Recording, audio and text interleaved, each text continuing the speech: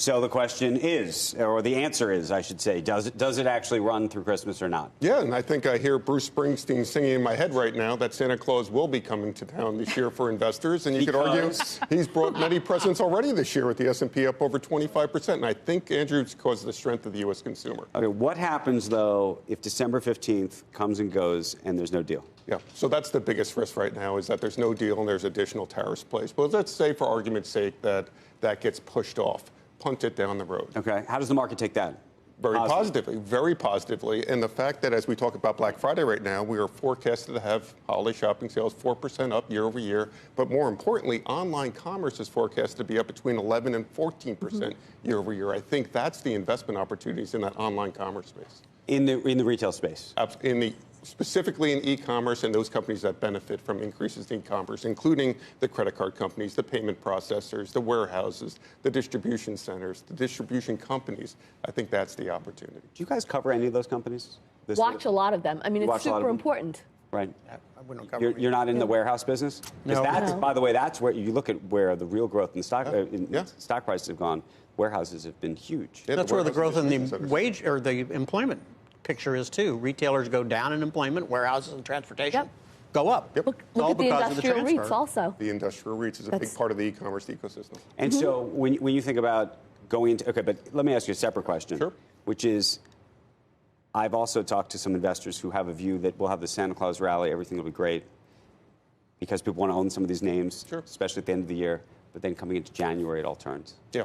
I think you have to look for other opportunities for alpha beyond January, and I think one of those areas is biotech.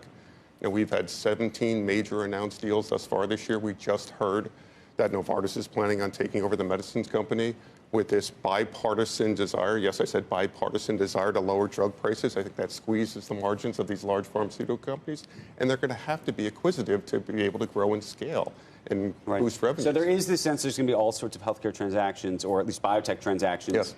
In the M&A space. But I wonder whether some of this starts to slow down come first, second quarter of next year, in large part because the election's coming and nobody knows what's going to happen. Exactly right. And to that point, Andrew, we're forecasting about 10% additional growth in 2020, the bulk of that coming in the first 2 quarters of the year.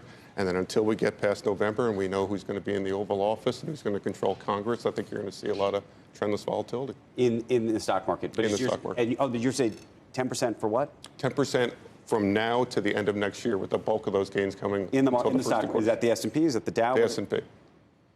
You guys agree with that? 10%? Will you take 10%? Does that even make I would sense? take 10%. That would be good for our names. I mean, we have so much uncertainty in consumer now. Yep. How do you see consumer relative to that 10%? I think consumers stay strong through the end of the first quarter. That's bolstered in a large part by the fact that, as we know, unemployment 50-year low, wages have risen 3% year over year. Prices are only up about 1.8%. So if the consumer remains confident in their jobs, they have more money in their pockets, they're going to spend. But as we get further in the year, I don't know about it. I feel an election year is a tough year. It's going to be a tough year as we get into the third and fourth quarter, and we start to find out when the conventions hit who the Democrat candidate's going to be, and then what's the likelihood of that outcome. The market has kind of looked through all of this. I've been surprised that the market has eased through Elizabeth Warren kind of picking up in the polls. Same thing with some of those issues. Will it be as laid back about it next year if some of those names continue to dominate? Yeah, I think at least for portfolio managers like myself, the election is so far out right now. What's on our near-term horizon is holiday shopping spending, and of course what happens or doesn't happen on December 15th. As we get through the second quarter of next year, then we're going to start focusing on the election. How do you feel about tech? Depends on the areas of tech. Revolutionary technologies, artificial intelligence, robotics, I think those are areas and opportunities for growth. Big tech, I think it's going to be a little sluggish going forward. Okay. Kevin, thank you.